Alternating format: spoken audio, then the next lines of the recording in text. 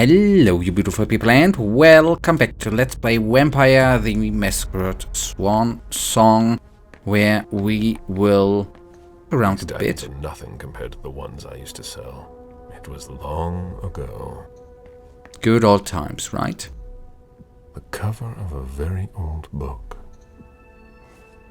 Original binding of the first edition of Divine Wrath by Giovanni Rossi. This type of binding is typical of occult works of the late modern period. The latest copy of this book is available in the consultation room. Alright. And let's have a chat to her, right? Or with her. Excuse me. If you're looking for a little light reading, this is not the place. I'm looking for something a little different. Can I help you? How can I speak to the person in charge? The person in charge here. If I needed to talk to him, how would I go about doing it? It's not easy. In general, Father Joseph doesn't leave the conservation area until he has finished his work. If he's restoring something, it can take a long time. He locks himself in with everything he needs, food and drink, and we don't see him again until he's done. What about emergencies? What happens if there's an emergency? Look around you and ask yourself, what kind of emergency could there ever be in a museum or library? So he doesn't come out. That doesn't mean he can't be reached.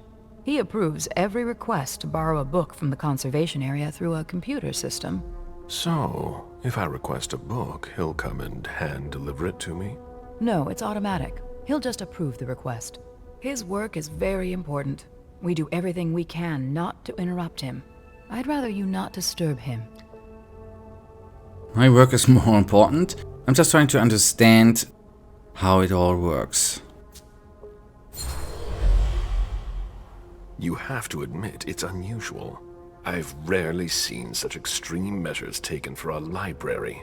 It's like being in a bank. It's worse than a bank. It's a museum. I'm intrigued. All these works are rare and precious. If anything were to happen to them, it would be a devastating loss, especially for Father Joseph. He spends a lot of time maintaining them. He really cares about them. There's so much knowledge gathered here. I see that we have collected a lot of things.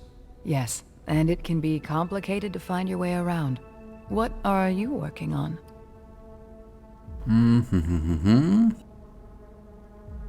Yeah, interrogation methods. I'm researching interrogation methods. I understand. It's not at all my specialty, but I recommend that you look at the works from the Middle Ages. The Spanish Inquisition was particularly effective in extracting confessions from heretics and other things. Thanks for the advice.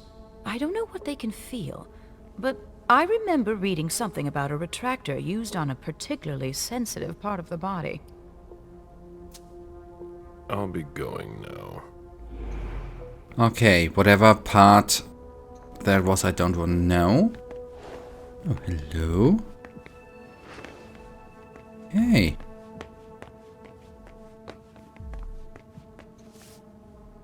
Recommended reading topics: Joseph Manneh, Treasury of Boston, Senecal and Treasure Department Manager. Topics: Sunlight and Vampires. This one is one of the most common topics concerning the fight against vampires. However, I strongly recommend reading the works of Teshuru Ishii, a medieval author whose prints allow us to better understand his many observations. Although many of his theories were eventually proven wrong, Suhari Ahmad in the Great Night Hunt provides us with an insightful view on the objective. Moreover, his approximations can only incite us to humility in the face of the unknown. Topic: lycanthropy. Accordingly, accurately identifying the entirety of their transformation was painstaking to their close resemblance of their models, whether they were human or wolf. But the intermediary stages were observed quite early, since as early as 1415, Renaissance authors like Hans von Rosenburg formulated very relevant thesis about them. More recently, the work of Dr. Carmen Predic has allowed us to better understand the transformation process and the methods of the fight to fight these beasts. Now, the power of our faith. Several publication surprising observations, burns on the body, panic attacks, obstructed, diabolic powers, all inflicted on these creatures by persons of faith. Vampires would to be disturbed by the presence of some of our kind endowed with great powers that may be linked to their faith in the divine. Unfortunately, many of these accounts are riddled with falsehoods, unfounded conjectures, and other notorious errors. This is why the discerning reader will turn to the work of Seymour Sloan from the early 20th century. It is very well documented and scientifically verified and teaches us more than any of Marie Simon's writings. This is not to diminish the value of their early works, but to put them into context. Very often,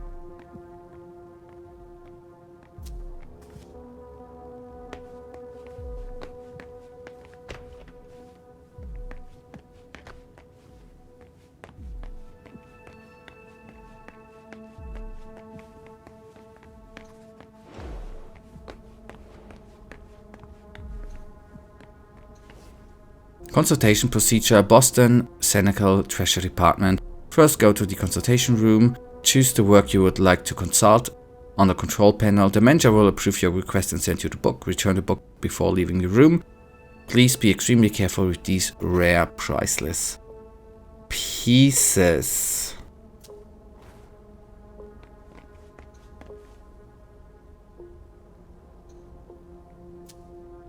This is a thermostatic control panel.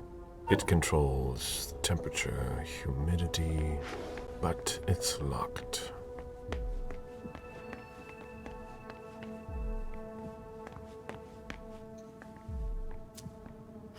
I should have read that right.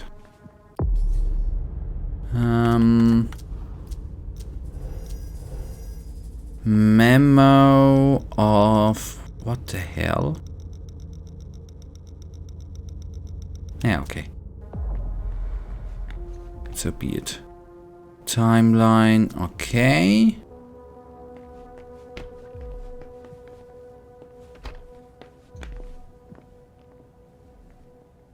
A new face, suddenly overcome by a need for reading material? I just joined the department. We've got a few too many newbies around here, if you ask me. At least you're not from the Vatican. Is there a problem with the Society of St. Leopold? Are they causing trouble? They're a real secretive club. Information doesn't circulate freely, if you know what I mean. That's pretty much the opposite of my job description. Okay, she must know more about them.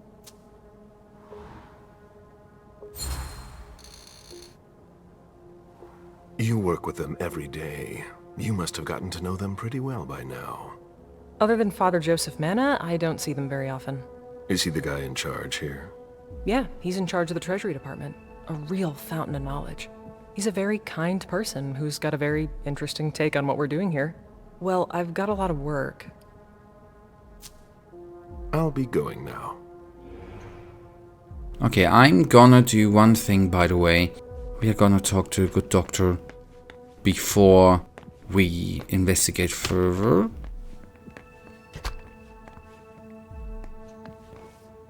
Alright, list of books in the conservation room. Foundation of Faith.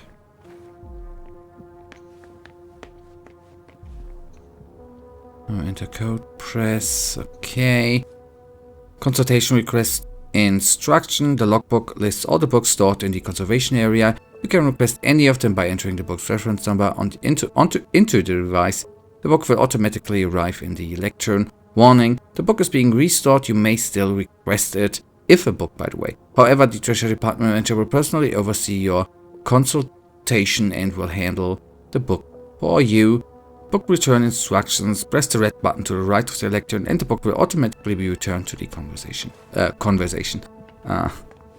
to the area where it's restored. Okay, let's quickly talk to the manager, by the way. Excuse me, I warned you, didn't I? Maybe you'll listen to me next time. Okay, Faith by Doctor.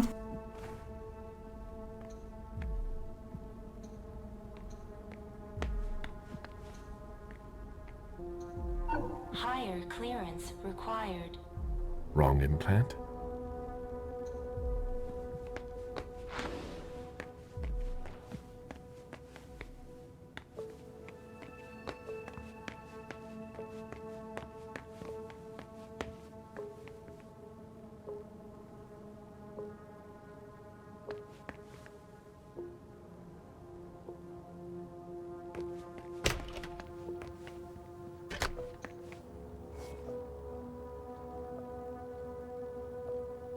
Okay, foundation through faith.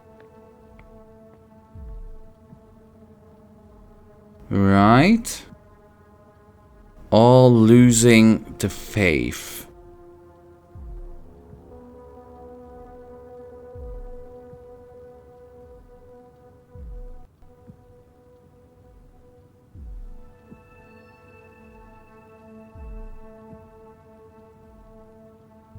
Keeping the faith.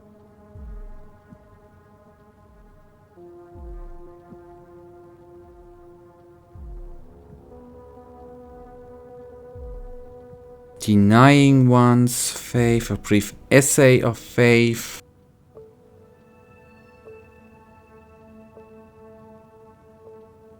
Oh boy.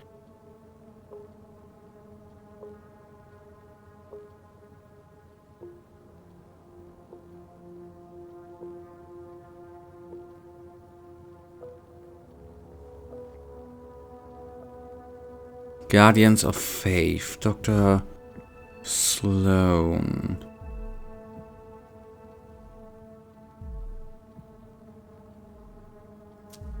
I try that out. 80.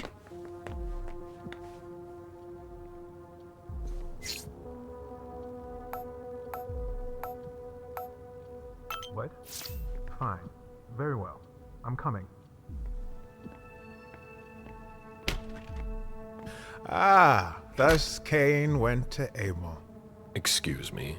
My conviction might not be as strong as it used to, but I can still sense your true nature. My stomach is in knots. I'm not wrong, am I? And you aren't crying out for help? Should I? We could just have a conversation. Quietly. Why? I've been waiting for this moment for a long time.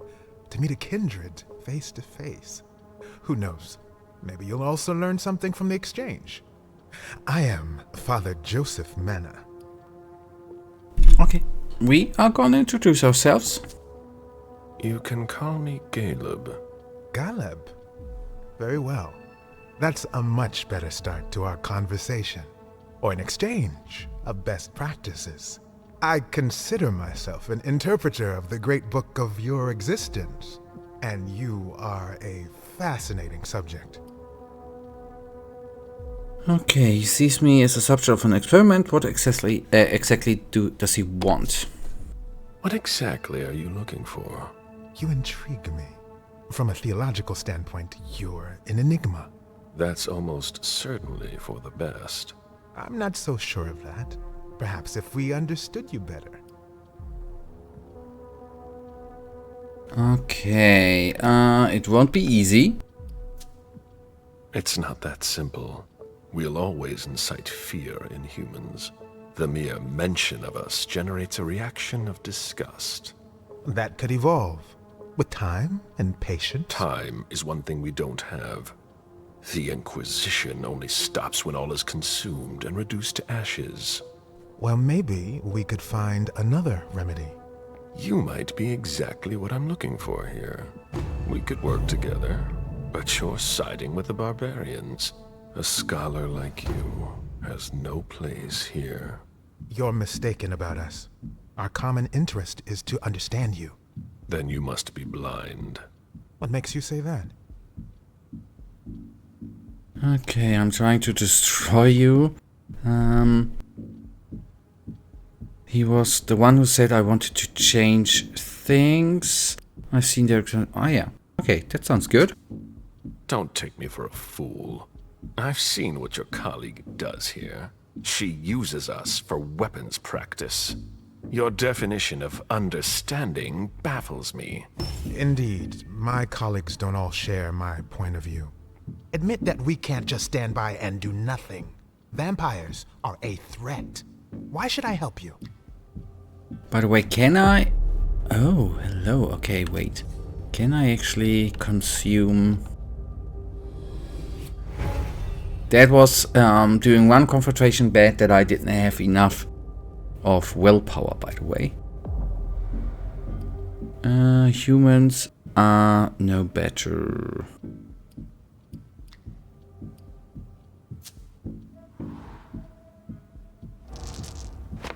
Oh, please, please, please. Yes! Humans are also a threat. You pollute like swarms of locusts, destroying everything on the planet. Like all predators, we have a role to play in the food chain. I must admit that what you're saying isn't entirely crazy. You could well have your part to play in God's creation. You must understand my hesitation. If you were in my shoes, would you trust yourself?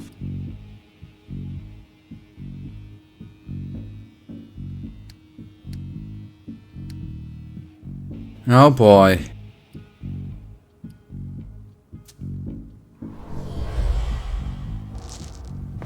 Oh. Oh, yeah. You're not a sheep. That's obvious. But that doesn't mean you'd help your enemies. It doesn't matter what I think. I do what must be done. Especially when the stakes concern more than just my person. Do you think I'm acting selfishly? That's not for me to judge. It seems so simple when you say it. But if evil is among us, it will be difficult to defeat. Like the snake in the Garden of Eden. So, I'll cut off its head. You mean to kill Monsignor Stanford? You're mad. That's not the solution. Alright, convince him. And I can't use because of... Okay. Stanford is far from innocent. He defiles your beliefs. It's true that we are often in disagreement. Then it's time to take action. You're right.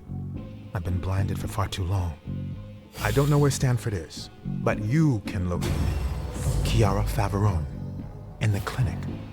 She's the only person who has access to that on the main computer. Very well then. But please, no unnecessary violence. Leave, now, before someone finds us together. Not so fast. Okay, kill him and take his implant. Are we gonna spare him? I'm counting on your discretion. And I am counting on yours. Okay. He won't betray me. And who knows?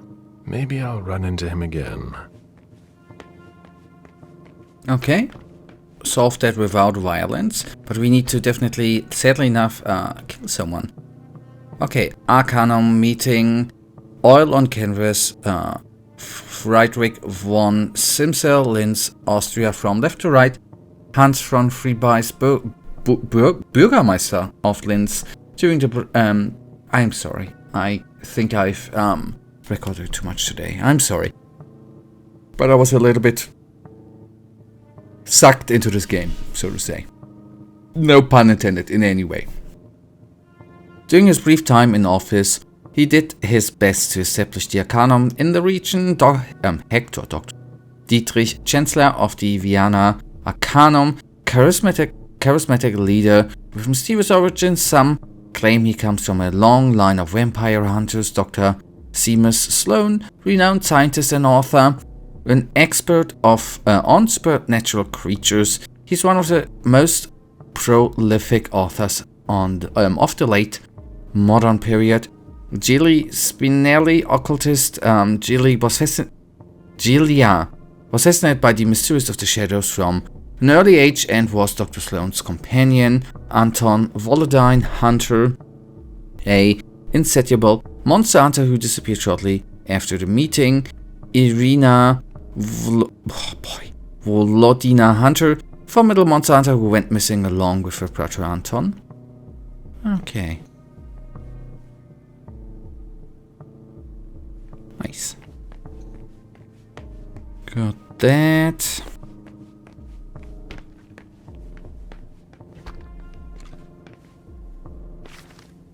The Boston Globe, July 17th, 1910. The oldest building in the downtown area went up in flames. A tragic fire in our fair city destroyed one downtown's Boston oldest.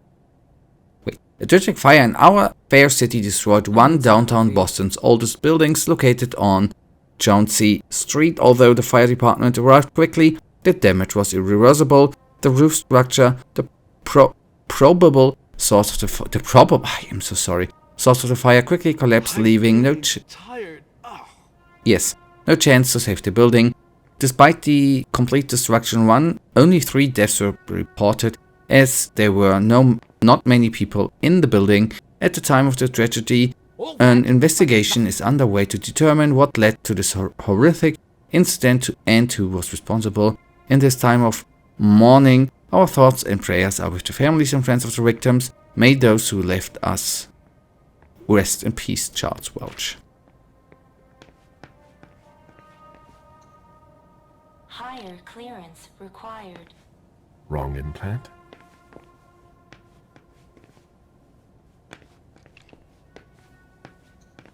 I am this close to giving up. Old coin. Nice. That is a safe room. And we are gonna reduce our heat, so to say. Who can I use? I can use you, right? No, can't use you. But I can use you. Nothing quite. I need to see you there. All right.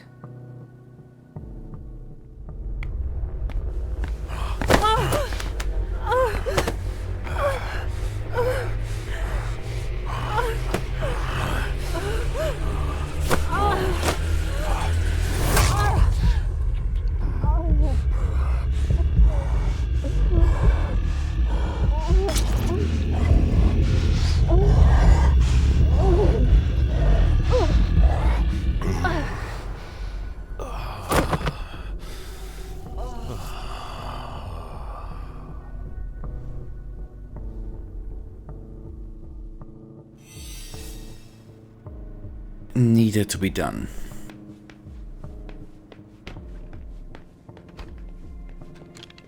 That sounded like a true edict, right?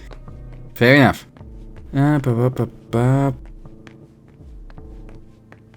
Okay, can't enter here.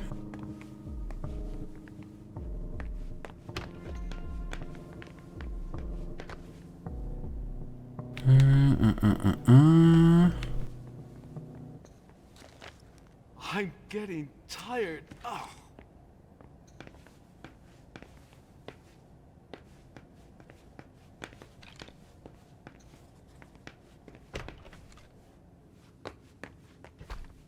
That all? I always have the feeling I have missed something.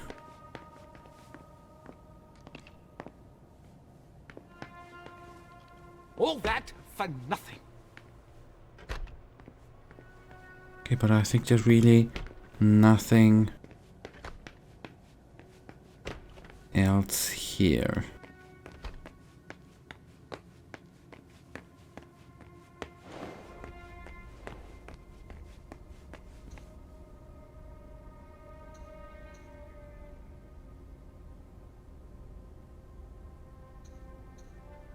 All right. Now, shall we move on? I want to keep that for last, by the way, in case you wonder.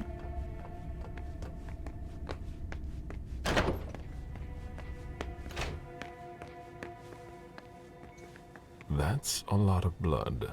What are they doing here? Not everyone has work to do, but I do.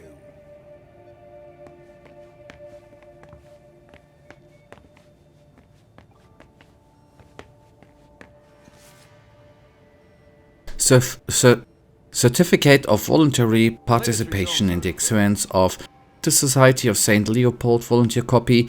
I, Mark Bain, hereby waive my rights as an American citizen. I authorize the Society of St. Leopold in the person of Dr. Faverone to conduct such experiments as it deems necessary to further the higher purpose we hold in common, namely the eradication of the threat of creatures of darkness that are infiltrating our society. I waive any right of withdrawal and realize that these experiments may present a risk of my physical, moral, or spiritual well-being. Signed, 3 copies on August 4th, 2019, Boston, Massachusetts, Mark Bain. Yeah.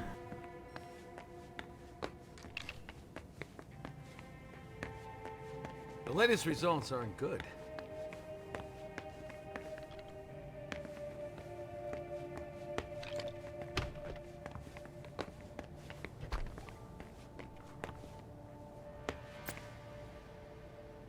I had a little problem during my last experiment. My suit's got a hole in it. Faverone will have the chance to strangle me a dozen times before they fix it for me. Can I borrow yours? Thanks, Nathan.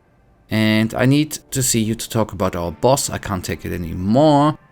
Note patient 1492. I observed unexpected cellular regeneration on a severed limb. Obviously, it didn't last. But I consider this to be my lucky patient. He must be kept under observation. I don't want to miss anything. Note on patients 5133. Unfortunately, nothing we tried worked. The volunteer went into cardiac arrest during the night. We are running out of volunteers. We'll have to find another solution. Okay. Alright. I got your email. Look at the lucky patient's number. Signed, Harry. Right. Notes on cell renewal. It would appear they are attempting to use our regenerative abilities on humans. They'll never be able to do it.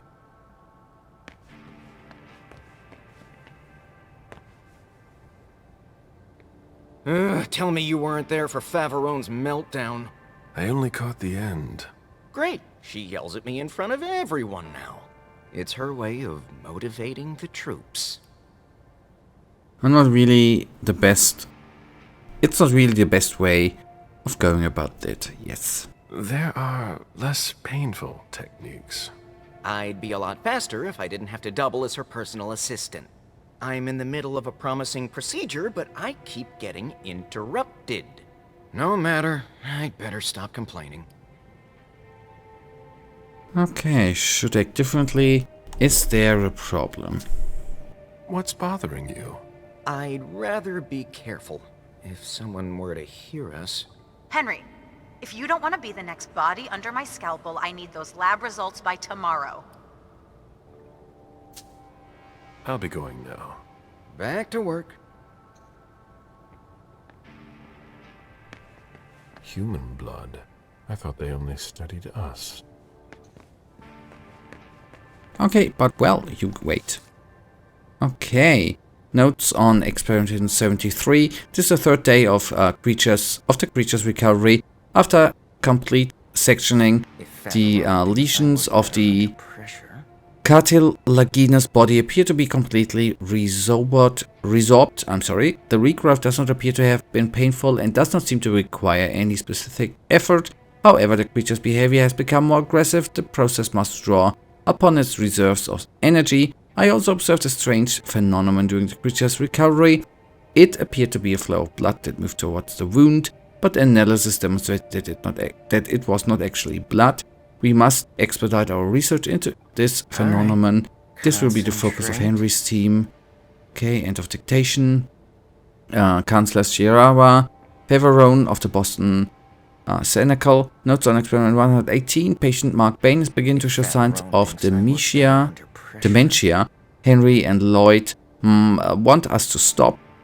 That's out of the question. We won't get any answers if we do things halfway. After all, the patients are volunteers and are well aware of the risk. I demand that experiment 118 be carried to completion, no matter the cost. And notes on experiment 117, patient George Strong has died. A shortage of volunteers is expected. I will speak to Monsignor Stanford about it as soon as possible. Enough time has been wasted already. Okay. Well, nice. Okay, first of all, that is gonna right now bring us to the end of today's episode. And you know it, I am... We got Future Psychic will read that. I'm gonna move through this door in order to trigger a save. Okay. I hoped I was triggering a save. Which I did not, sadly enough. Huh. Oh. But guys, we will have this one in the next episode, and you know it, I, as usual, really thank you for watching. If you guys actually do have enjoyed this episode, then please give me a little tinsy thumbs up and subscribe, and hopefully I see you in the next episode. Until then, I wish you all a wonderful day. Stay frosty. Bye.